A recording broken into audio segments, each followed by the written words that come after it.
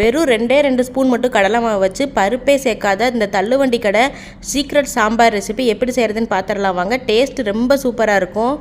இது செய்கிறது ரொம்ப ஈஸி. வெறும் 10 நிமிஷத்தில் செஞ்சு முடிச்சிடலாம். பார்க்குறதுக்கு முன்னாடி நம்ம சேனலை சப்ஸ்கிரைப் பண்ணி வச்சுக்கோங்க. இதுக்கு வந்து மீடியம் சைஸ் பல்லாரி ஒன்றும் 2 தக்காளியும் நல்லா பொடியாக கட் பண்ணி எடுத்துக்கிட்டேன். அடுத்து வந்து 2 ஸ்பூன் கடலை மாவை ஒரு பவுலில் போட்டு தண்ணி ஊற்றி நல்லா கட்டி இல்லாமல் கரைச்சி எடுத்துக்கலாம். நான் வந்து 2 பேர் சாப்பிட்ற அளவுக்கு 2 ஸ்பூன் மட்டும் எடுத்திருக்கேன். நீங்கள் வந்து அதிகமாக செய்ய போகிறீங்கன்னா அதுக்கு தேவையான அளவுக்கு கடலை மாவு எடுத்துக்கோங்க.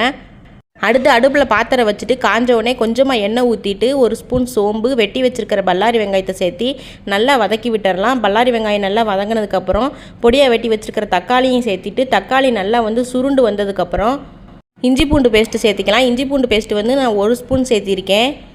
இஞ்சி பூண்டு பேஸ்ட்டு சேர்த்து நல்லா வதக்கினதுக்கப்புறம் நான் வந்து 1 ஸ்பூன் மிளகாத்தூள், 1 ஸ்பூன் மல்லித்தூள், 1/4 ஸ்பூன் வந்து மஞ்சத்தூள் சேர்த்திட்டு அதையும் நல்லா வதக்கிக்கிறேன். கூட வந்து கரைச்சி வச்சுருக்கிற கடலை மாவு உள்ளே ஊற்றிட்டு தண்ணி வந்து நான் 1 செம்பளவுக்கு ஊற்றிருக்கேன். தண்ணி நல்லா தாராளமாக ஊற்றிக்கலாம். நல்லா கடலை மாவுங்கிறனால கெட்டியாகி வரும். தேவையான அளவுக்கு உப்பு சேர்த்து நல்லா மிக்ஸ் பண்ணி விட்டுட்டு மூடி போடாமல் ஓப்பன்லேயே ஒரு 10 நிமிஷம் நல்லா கொதிக்க விட்டுக்கிறேன். பச்சை வாடை போகிற அளவுக்கு மூடி போட்டோம்னா பொங்கி வரும்.